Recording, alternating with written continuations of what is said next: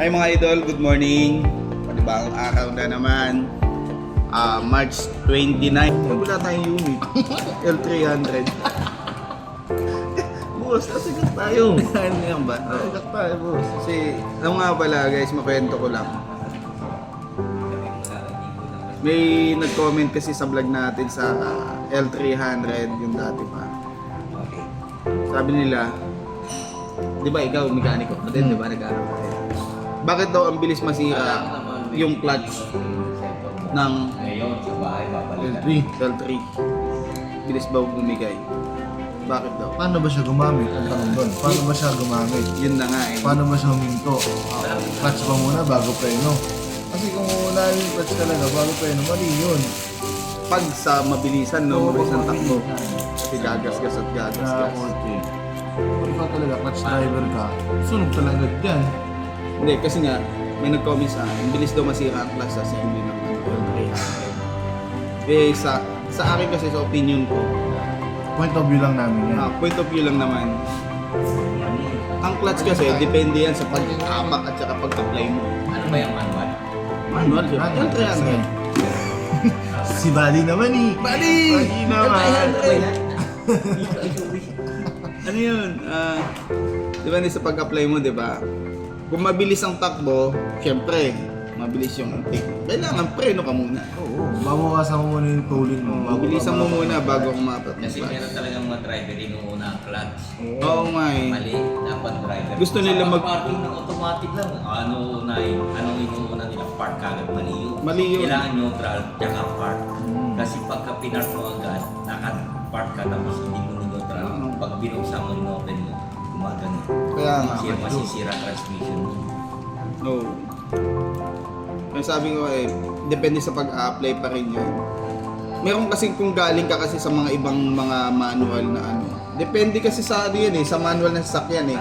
Kaya kailangan, sabi ko nga eh, kailangan ikaw na driver ang mag-a-adjust sa ano. Oo, hindi pwede sasakyan mag-adjust sa'yo. Kasi, Oo. ayan, built-in yan, na ganyan yan.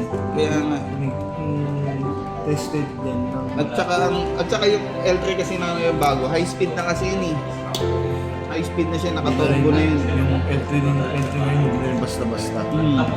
Kasi basta-basta. Sabi nila dati, Hindi katulad kaya ng ginawa- 4056. Oo, kaya ginawa daw ang L3 para sirahin. L3 para si Oo, Kahit. kargahan mo na. Kargahan.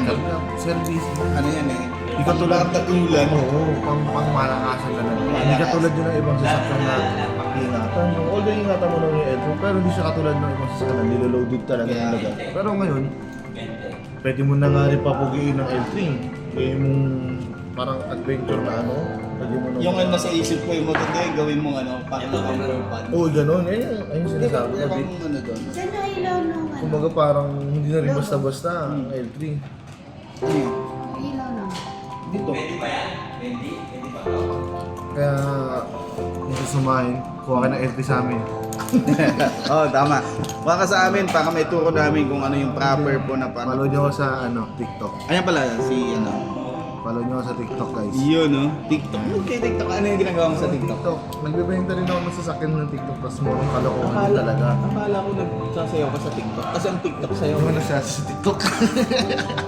Ano yun ka lang, wait lang guys, buksan lang natin yung screen, patay pala. Patay pala yung LED. Yung magagalit. Buksan natin yung LED. Buksan lang natin yung LED.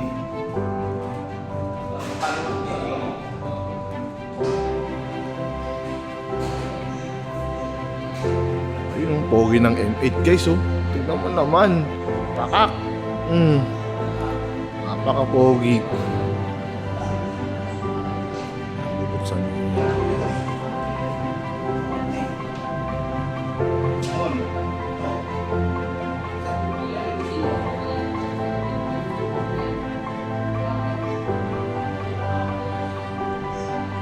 Tanong, ano candies?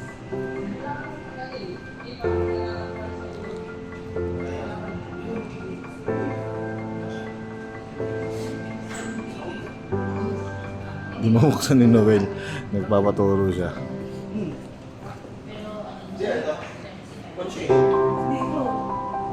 Ayan.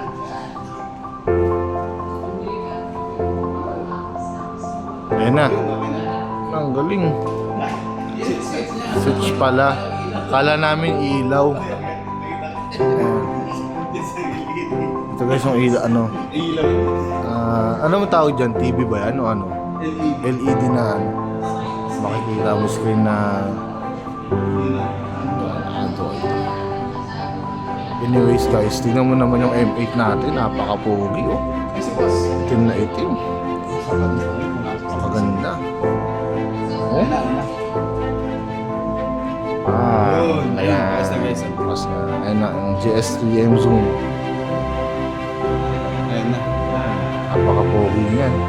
Meron na lang actual niyan, nandun oh. Ang actual niyan. Ayan, bili na kayo sa amin. Yun. Guys, okay na to. Maraming salamat guys sa pagsuporta sa munting vlog nating ngayong araw na ito. Hanggang sa muli. God bless sa inyong lahat.